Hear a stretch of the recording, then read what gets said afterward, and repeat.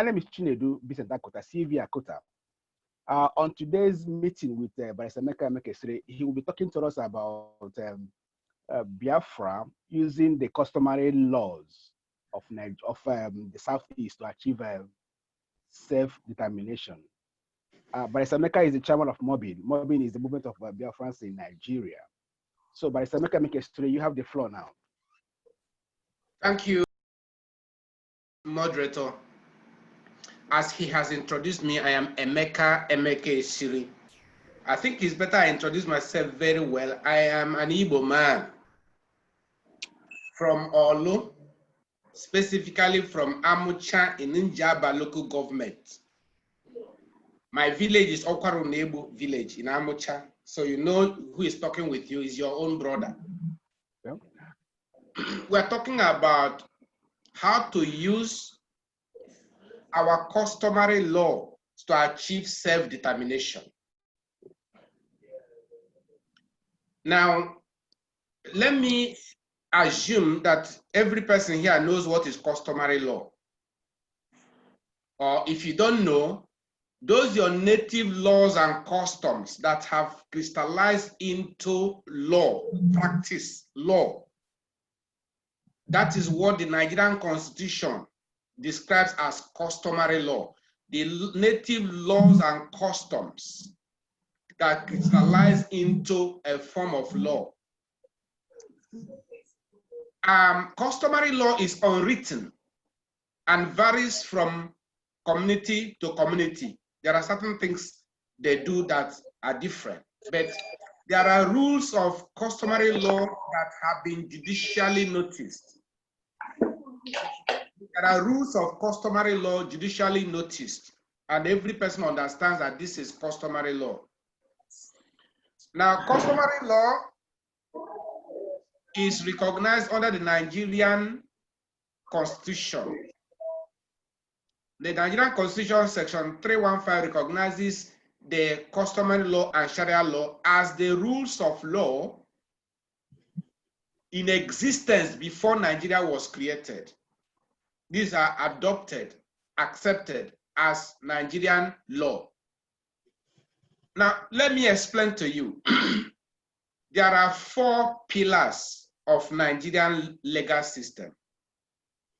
What students of law in Nigerian law call sources of Nigerian law. The sources of Nigerian law, the received English law, statute law, case law, and customary law / Sharia law. In fact, I will take customary law and Sharia law as first because they have been in existence before Nigeria was created and then incorporated and recognized by Nigerian law. And most of you know, or in fact, I will say that every person knows that there is customary court in Igbo land. In fact, in the South, they have customary courts. We even have customary court of appeal. So customary law is accepted and administered by the Nigerian judiciary up to customary court of appeal, from there to Supreme Court.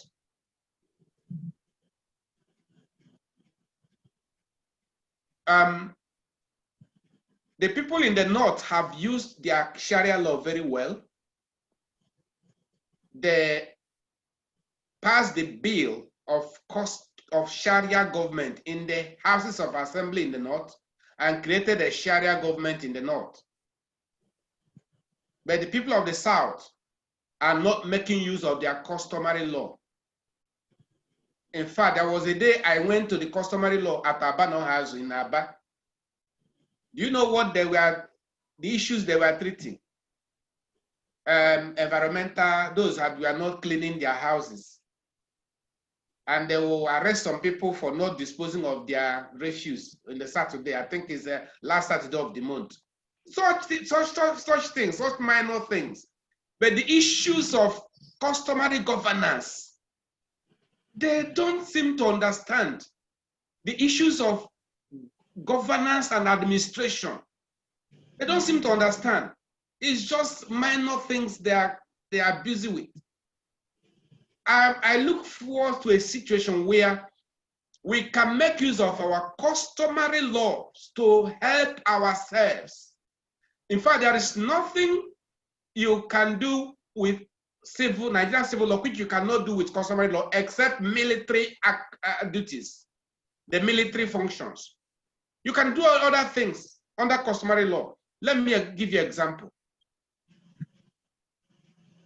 In the normal government, there are three arms of government: the executive, the legislature, and the judiciary, right? Yes.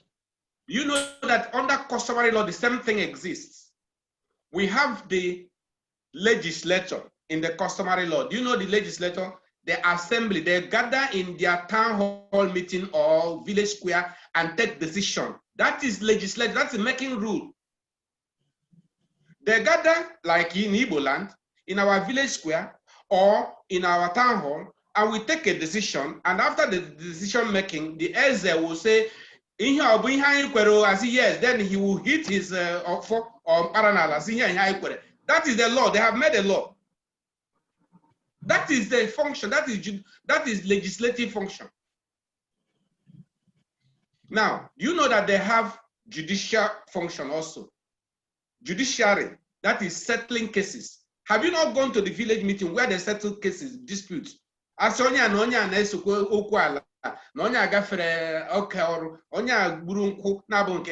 the dispute. Haven't you seen it?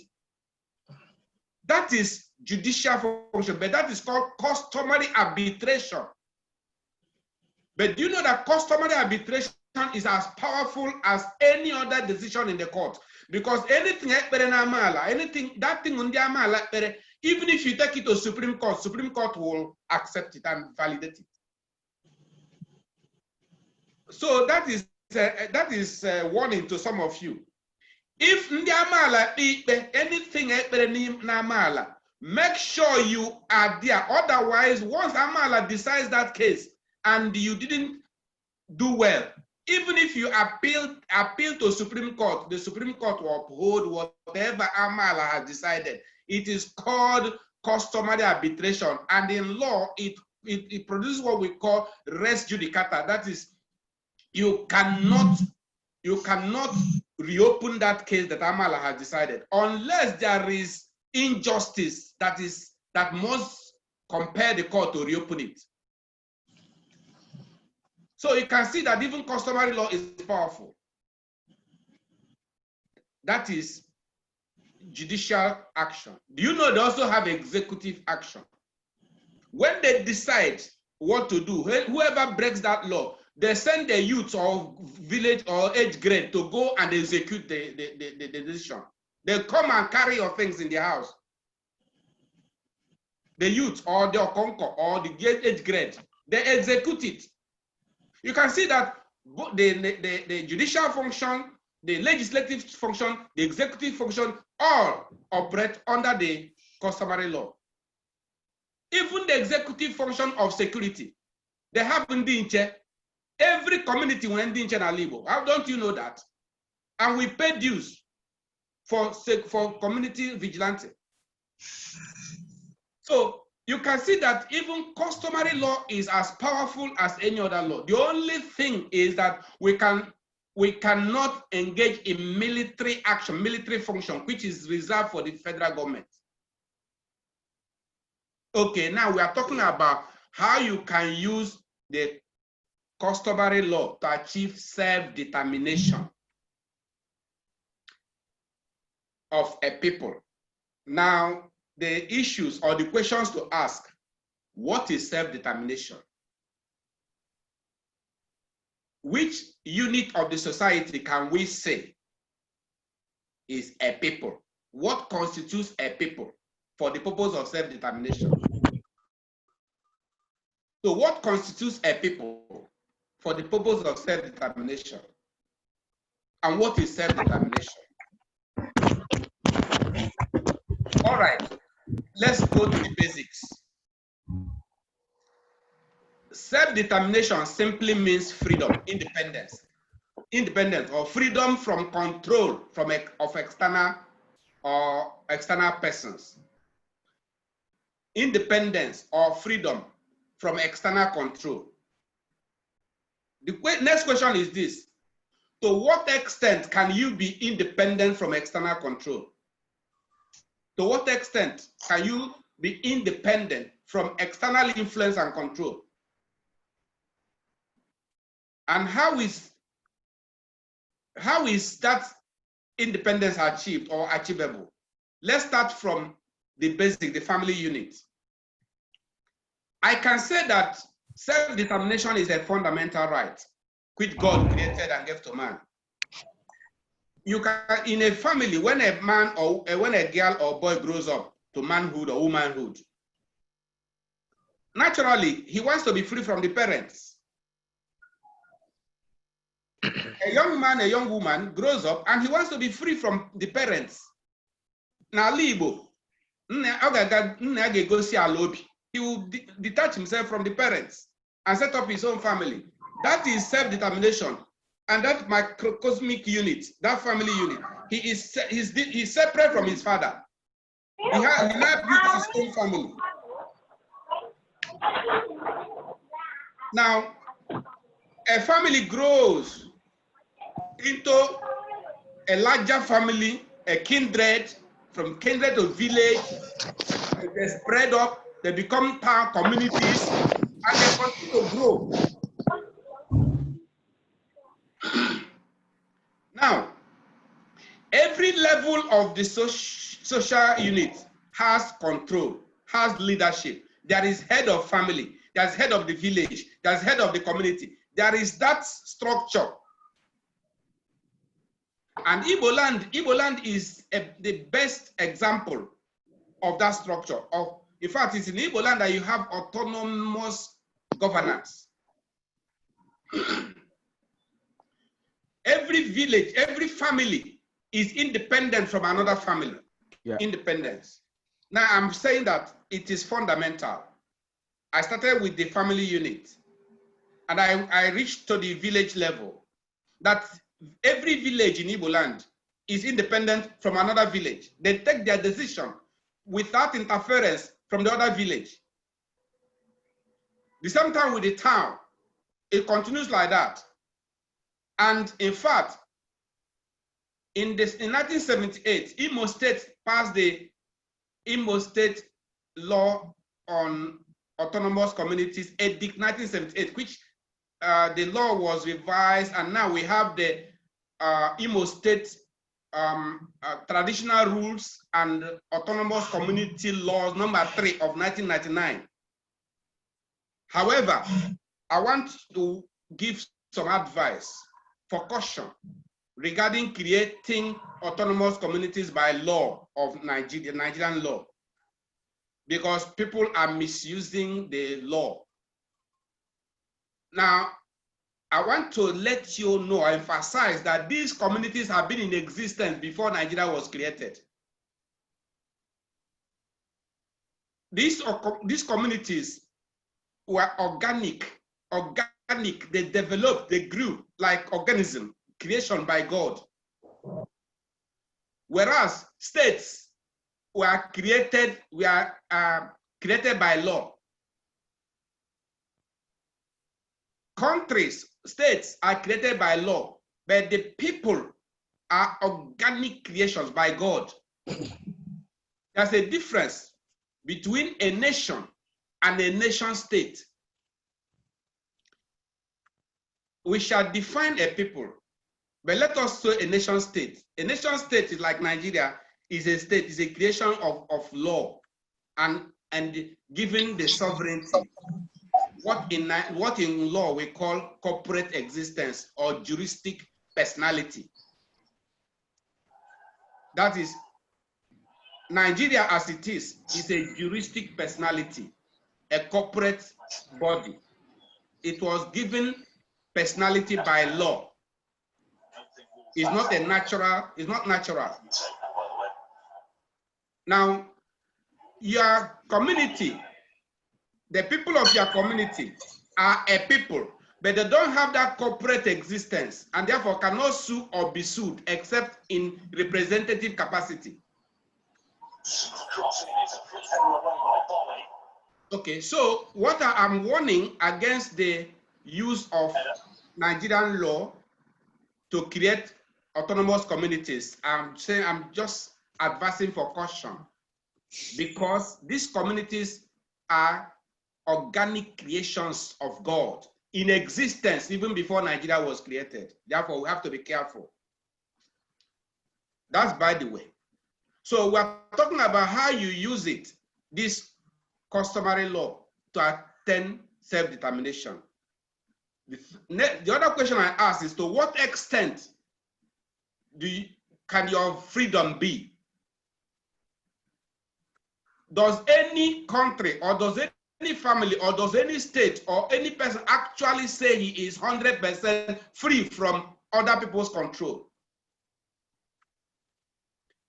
Can Nigeria as it is, or any other country, say that it is totally independent from influence of other parts of the world, other countries of the world? So you can see self-determination. It says the Nigerian law says that the people have the right to self-determination. Let me read it. Let me read Nigerian law for you. And then that will help us to define what we really mean by this self-determination. Article 20 of Nigerian law says, all peoples shall have the right to existence. They shall have the unquestionable and the inalienable right to self-determination. They shall freely determine their political status and shall pursue their economic and social development according to the policy they have freely chosen. This is Nigerian law I'm quoting. Cap 10, Laws of the Federation of Nigeria, 1990, which is Cap A9, Laws of the Federation of Nigeria, 2004, Article 20, that the people, all people, in fact, Nigerian law say all people shall have the unquestionable and inalienable right to self-determination. And the beauty of it is that it didn't stop there. It goes on to explain it. It says, they shall freely determine their political status and shall pursue their economic and social development according to the policy they have freely chosen. So Nigerian law is very clear about it. In fact, Nigerian law is better than the United Nations law. Let me show. The same Article 20, United Nations law says, indigenous peoples have the right to maintain and develop their political, economic, and social systems or institutions to be secure in the enjoyment of their own means of subsistence and development, and to engage freely in all their traditional and other economic activities. Look at the term used. United Nations law says indigenous peoples. Nigerian law says all peoples. Can you see why I say Nigerian law is better? Because if you say indigenous people, there may be a question, who are indigenous and who are non-indigenous? Some people say, we are indigenous of this place. Some say, no, you are non-indigenous. You settled before you always, we are here before your father came and settled here. And there'll be a problem of who are indigenous and who are non-indigenous and who are settlers, the original settlers and those who came after. So the United Nations law makes it more difficult when the definition of indigenous people will arise. But Nigerian law makes it better. Nigerian law says all peoples. And therefore, the question now, who are defined as peoples under the law? Now that takes us to the law, the judicial pronouncement of the International Court of Justice in the Greco-Bulgarian case of 1930. PCIJ Serial B, page 17 of 1930. Greco-Bulgarian case 1930, PCIJ. That is where they defined what constitutes a people. Let me read it out for you. What constitutes a people?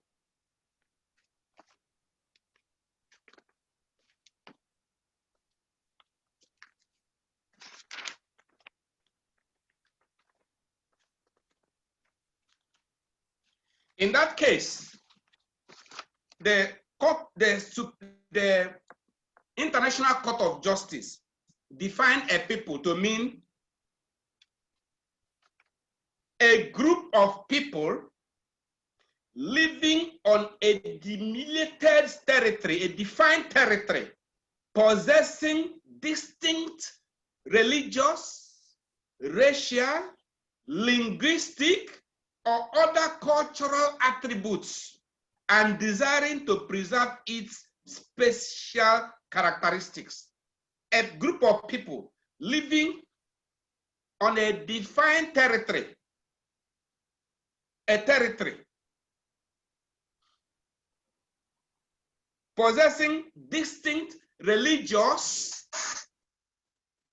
racial as a race, linguistic, common language, and other cultural attributes, similar customs and traditions, linguistic, religious, cultural ways of life, similar, but in a defined, delimited territory that they constitute a people. The Oxford Dictionary, second edition, defines a people as a nation. So a people constitutes a nation, but not a nation state. The Igbo people, for instance, constitute a nation. Now, the Igbo people with other people that are non-Igbo, but have the same linguistic affinity, the same cultural, the same religious attributes, the same cultural pattern, even though the language may differ, dialects may differ, but they have the same way of life, the same cultural ways of life. They constitute a people also. Now, if you check, if you use ethnography, however method you want to use, whether ethnographical method, you will find out that the people living in the southern Nigeria, in the eastern part of south-south, southeast, southwest, up to middle belt, you will see a homogeneous kind of cultural attributes among them.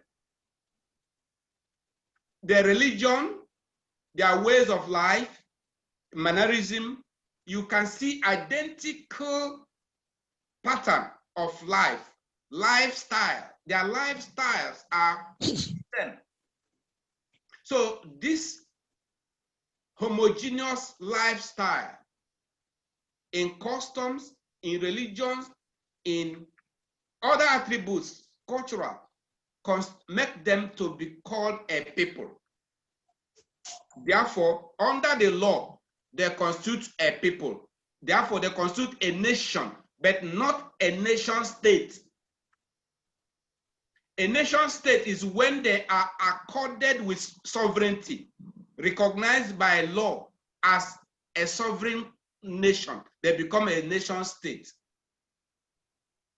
Now they are a state, they are a nation, but not a nation state. But the problem is, in this nationhood, in this state of being a nation, but not yet a nation state, most of them are not organized to function as a nation. They don't even know the power they have as a nation.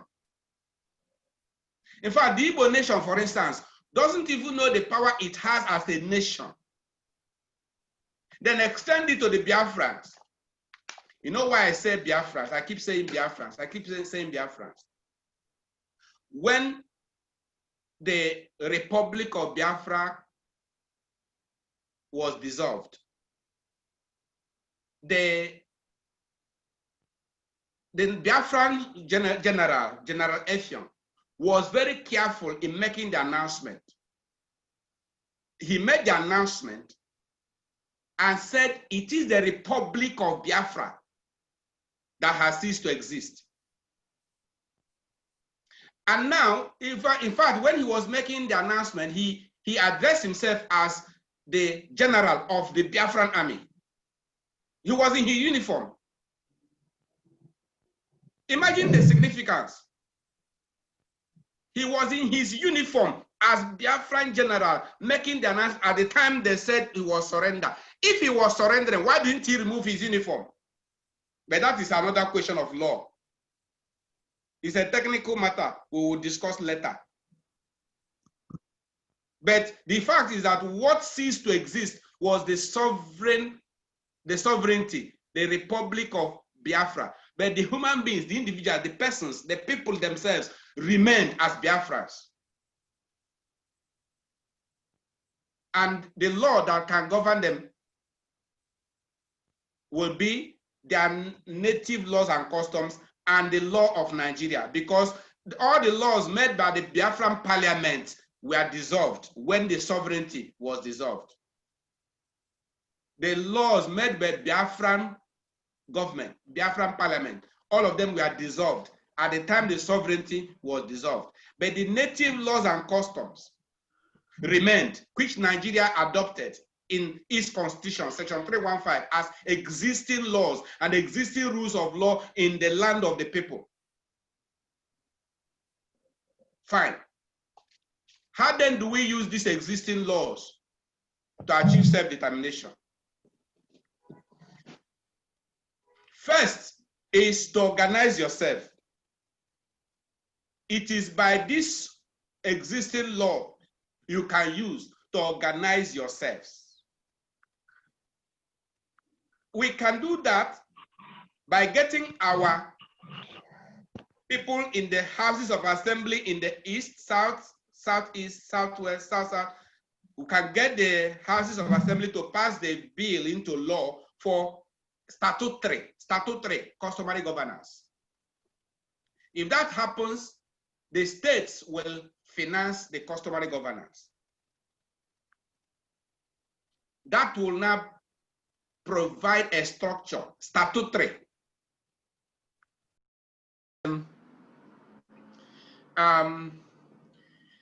We can get the houses of assembly to pass the bill into law to give us statutory recognition, statutory. But in the absence of that, we can use private law, and that is what we have done now. We created what is called deed poll of customary governance. This is called deed poll of customary governance. You can see, so this is the original. You can see it's registered in Nigeria. You can see the stamp duty, you can see the registration number. It's called deed poll of customary governance. Now, in absence of statute made by the National Assembly or the House of Assembly, this is an alternative. But it has a problem. And the problem is financing the government created by deed poll.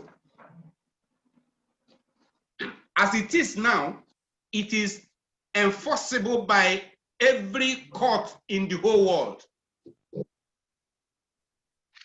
But it is enforceable and binding only upon those who accept it, ratify it. It's like multilateral treaty. So if the Biafran organizations, any Biafran organization that accepts it and ratifies it, it becomes binding on the members. If all Biafrans accept it, it becomes binding, and then it will be enforceable by all courts anywhere in the world, because it's a multilateral treaty. So it becomes effective only by ratification or accession. But if it is a law passed by the state, automatically it's binding upon everybody, whether you know about it or not. So that is the only difference. But both of them have the force of law. One is statutory law. The other one is private law, which is contractual, like treaty, like multilateral treaty. So the first stage is to organize the people. Even though the nation, which is not a nation state, even though it has no sovereignty, it can still do something akin to sovereignty. Let me give you an example. Because it doesn't have power as a sovereign country, it cannot enter into treaties with sovereign countries. It cannot enter into international relations with sovereign nations because it's not a sovereign nation. But as a people, as a nation, it can have a relationship with nations in other countries. For instance, the Igbo nation as a nation can have international relationship with the people, maybe with the Catalans in Spain, with the Bantus, with the Burundis, with the Quebec in Canada, with other nations in different places, the Flemish in some of these European countries, you know, they can have relationship with other ethnic groups in other countries as a people. But you cannot sign treaty with a sovereign nation. But if you organize yourself, you can now have relationship with the people's other ethnic nationalities in other countries. And let me tell you, it's not only in Nigeria, there are different ethnic groups. In other countries, there are different ethnic groups that are even seeking for self-determination. You know, the Quebec in Canada, they are looking for self-determination.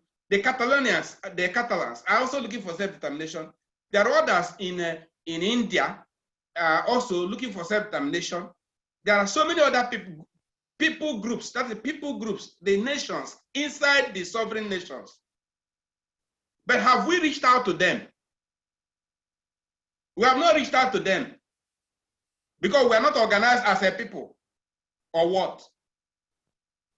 So when you are organized as a people, you can have power to interact in the international community using your structures we have put in place. As we are struggling for self-determination, there are structures we have put in place which can reach out. We have attended the UN meetings for some time now, having relationship with some other people that came from other countries. We have been attending for some time, not necessarily going to say Biafra, but it's not yet time to put that case across. But it is time to start politicking and making friends with people from the international community. You have to make friends with them. All these countries that are existing are occupied by human beings. There are human beings, ethnic groups in the countries.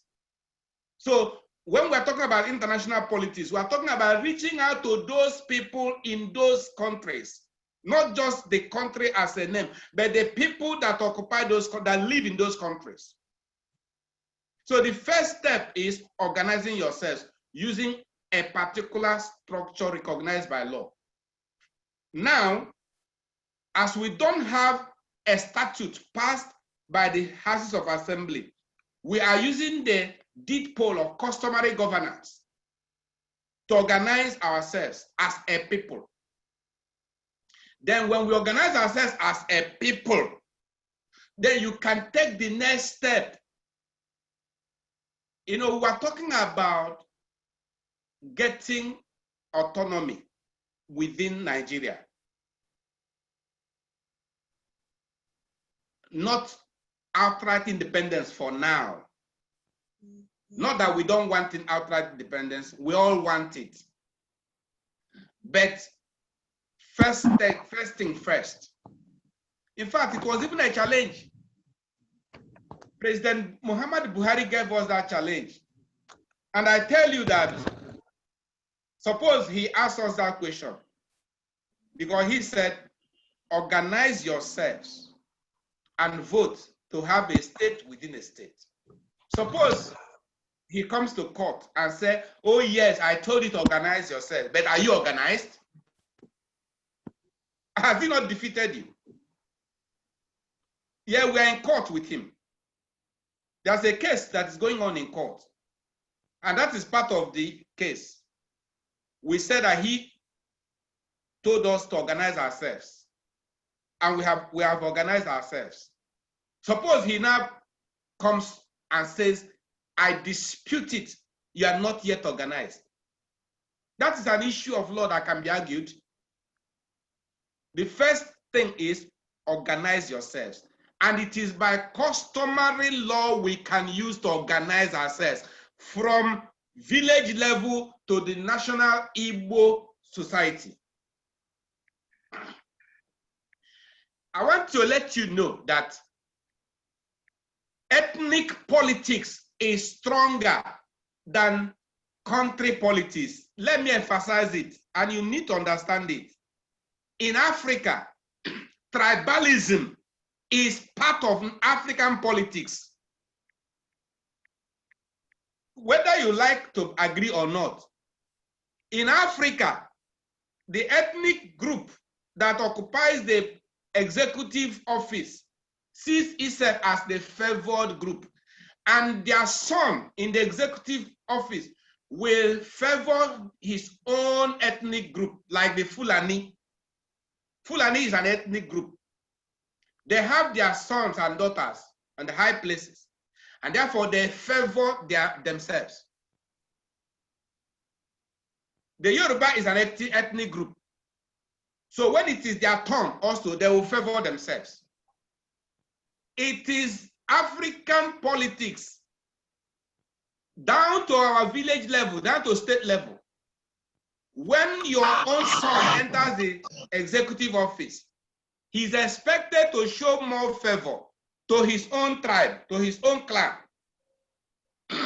Yeah, he's expected to steal money, steal government treasure and loot and bring it home. And when he brings it home, they will receive him with joy and gladness and dancing, and they will crown him with chieftaincy titles.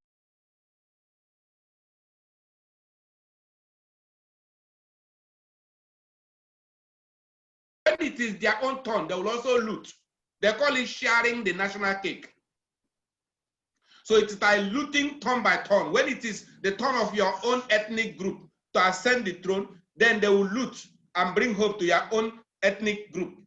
Another ethnic group will also wait for its turn. When it is their own turn, they will send somebody there to loot and bring to their own. Do you know Umaru Diko, despite all the things he looted, Umaru Diko came home and they welcomed him with dancing and rejoicing. In fact, sent him to become representative in the National Assembly, in that constitutional conference. They sent him 1995. A man that stole so much.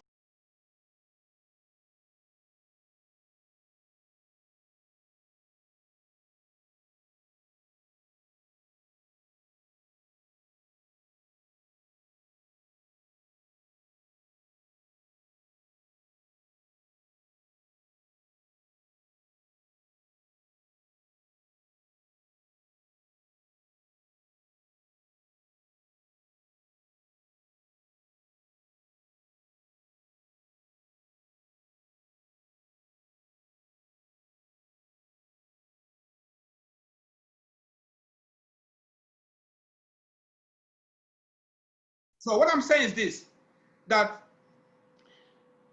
why are they doing that in Nigeria? Why is every ethnic group trying to grab the national cake?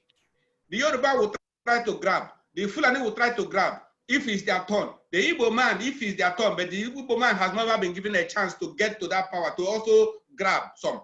Why are they grabbing? Because they think they have more allegiance, more loyalty to their ethnic nationality. In fact, they don't consider themselves as Nigeria because they believe that there's nothing like Nigeria. It's just a conglomeration of many nations. Of course, we know Nigeria is a conglomeration of nations. Listen, An Igbo man is willing to die for Igbo nation, but not to die for Nigeria. A Yoruba man is willing to die for Yoruba nation, but not to die for Nigeria. Hausa man is willing to die for Hausa nation, but not to die for Nigeria. Why? Because of the blood. The Igbo man sees the Igbo blood in him, and he's willing to die for others with the same Igbo blood. The Yoruba man has the Yoruba blood in him, and he's willing to die for the Yoruba nation because of the Yoruba blood in him. The Fulani man is also willing to die for the Fulani cause because of the blood of the Fulani in him. So you cannot separate it. That is what holds us there. So there is ethnic patriotism more than country or national patriotism. People love their own ethnic group more than they love the generic, that word we call the national of Nigerian Federation. That's why people are not willing to sacrifice for Nigeria, but they can sacrifice for their own ethnic group, and they do everything to favor their own ethnic group. So how do we harmonize these things so that we can live in peace? Yes, we're in one Nigeria. How then do we harmonize this thing so we can live in peace?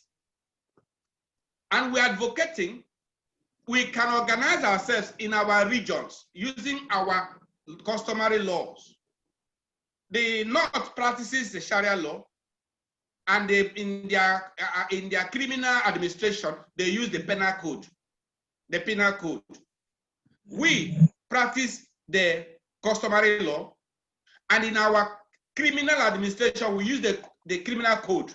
While we use criminal code in the South, the North uses penal code and Sharia. You see, there are differences. Since there are differences, why don't we highlight the differences and work according to the differences and live together? We are living in Nigeria, yes, until when the time comes for us to depart from Nigeria entirely. But for now, it is better for every region to be organized as a people and then play its role as a people. There's nothing wrong with that. If you do it, we have not violated Nigerian constitution that says Nigeria shall be indivisible and indissoluble entity. We are not yet dissolving Nigeria. It may be dissolved in future, but for now, it's not our intention. It may be dissolved by agreement of all the parties if they agree to dissolve it. But for now, that is not our motive, our intention. Our intention is to organize ourselves, govern ourselves as a people before the next step. Yes, any question for now? Yes, any question? More things may come as questions arise. Hello? Yes, I can hear you. Have you finished your presentation? Because we have like less than 30 minutes to end this. Yes, I have finished. All right. Does anyone have any question for Emeka? Just raise your hands up. I will give you microphone to ask Emeka any question you have for him. Or you can also send a text message across. Does anyone have any question for Emeka based on what he has discussed with us or what he has told us now? SZD has a question. Go ahead, please. My question is, given all these things, as you have analyzed them, how it's supposed to be, what and what up to now have we done, and what are the things remaining? Okay, let's take one more question from the audience. In addition to what SZD has said, does anyone else have any question to ask? Okay, hold on, Prophet Dell. Hold on, let me give a microphone to speak. Just hold on a while, guys. Okay, Prophet Dell.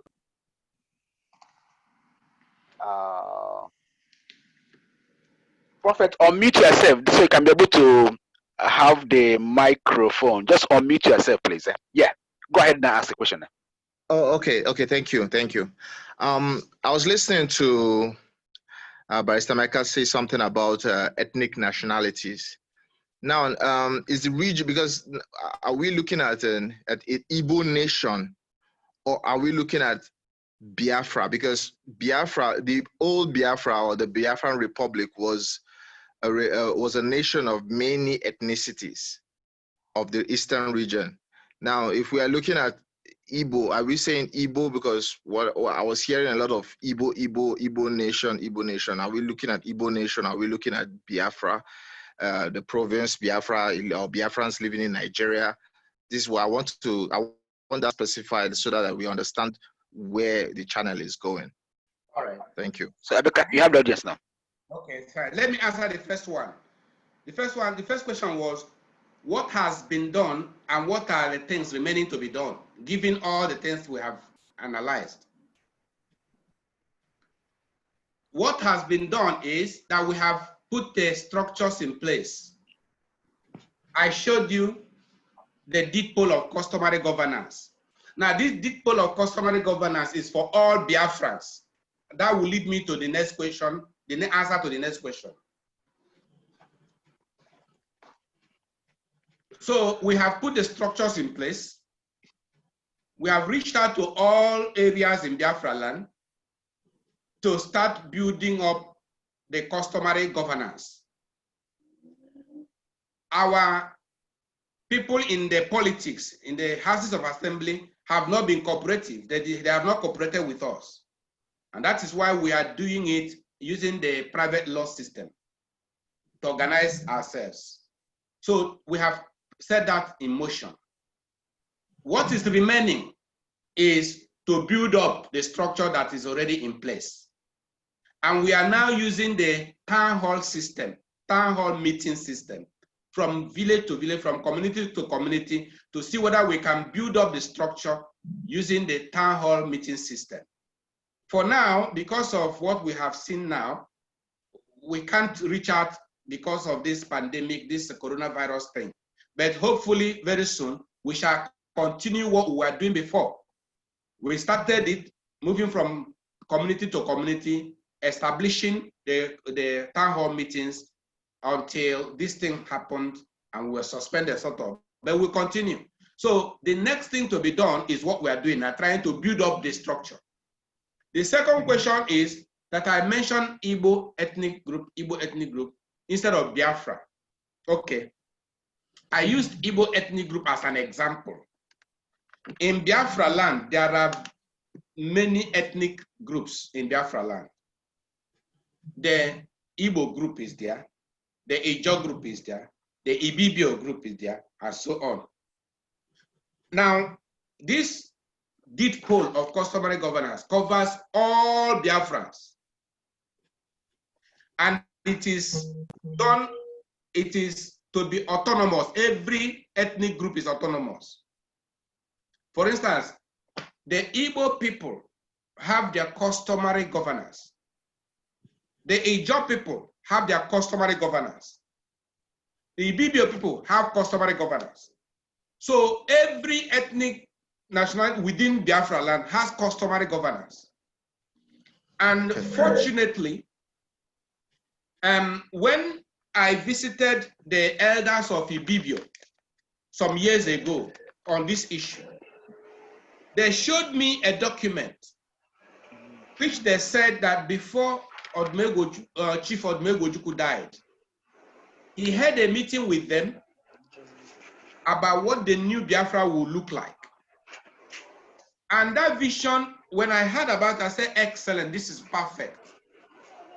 They told me that he said there will be the three eyes, the Igbo, Ibibio, Ijo, the three eyes, the Igbo, Ibibio, Ijo, the three eyes should be autonomous in the new Biafra. The United States, it will be called the United States of Biafra, where the three ethnic groups will be autonomous, governing themselves within Biafra. And maybe with time you will read more, because one of our brothers, Brother George Otobong Cosmos, and his team, they have done much work in that regard. They have done so much and have produced the trilateral agreement binding the three ethnic blocks. So when I'm talking about regional government or customary government, it includes all. However, I want to bring out something. You know, there has been that fear of domination of Igbos over other people. That led to giving the other regions their individual identity. I know that some of you have been talking about South-South. Why are they called South-South? There is nothing like South-South. No, there is something like South-South. South-South must exist. But right now, they prefer to call themselves Niger Delta region. Whatever name they decide to call themselves, we must respect them. If they call themselves Niger Delta region, respect them. That is the name they have chosen. If they call themselves South-South region, then respect them. That's the name they have chosen. But this issue of giving them a separate identity was the brainchild of the Igbo intelligentsia. I want you to understand that now. And it happened in 1994 during the Mpoko Igbo conference at Enugu before the 1995 Constitutional Conference of Abacha. In 1994,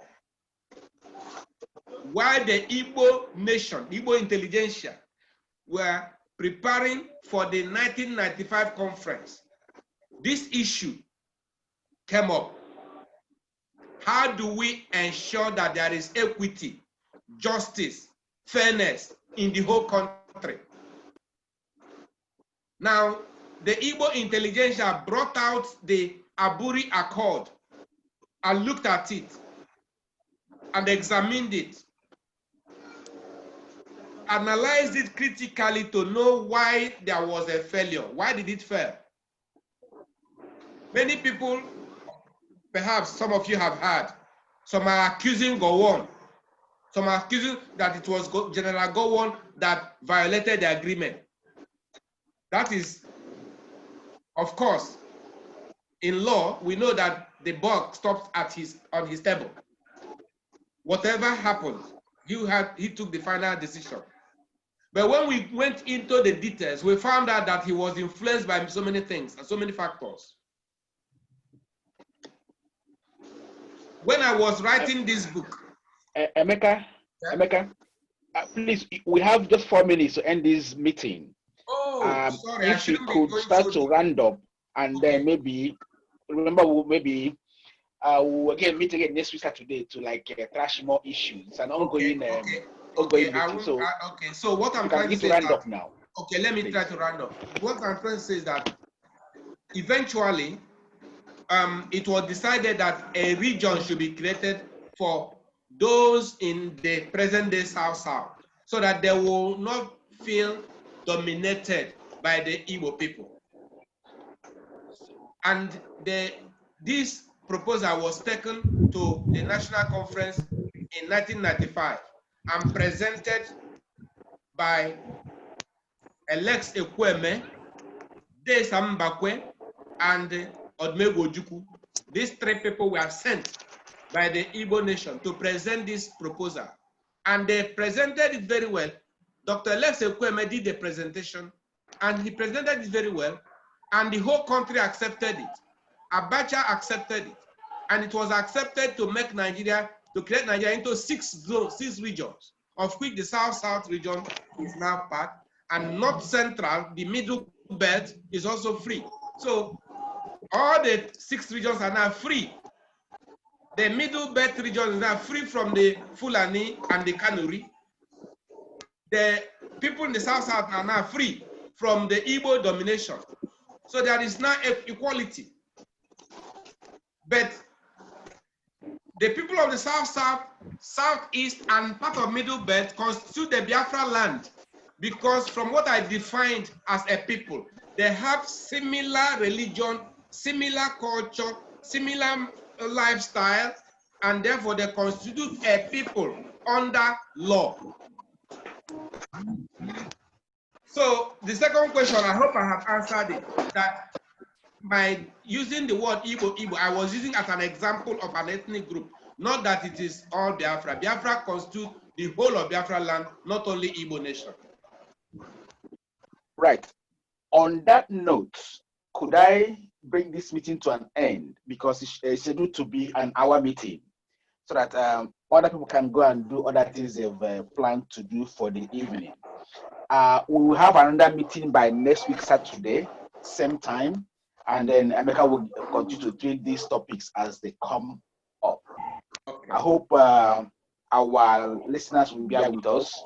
This meeting will be uploaded on the YouTube, and the link shared to every one of us that will have their email addresses. Once more, I wish to thank Emeka for his time, and thank everybody that attended this meeting for their time and their patience.